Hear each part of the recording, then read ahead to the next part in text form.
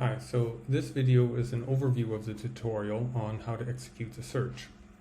Most of you should already know how to execute searches in Ovid Medline from last year, but we'll go over some of the elements again. So what will we cover?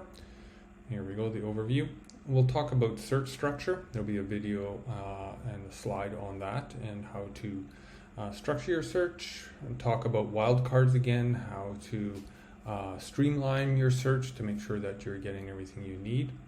I'll talk about something a little bit new for some of you. It's adjacency operators. It's an additional operator that you use with and or instead of and or, but it allows you to focus your search a little bit more and you'll find it very useful.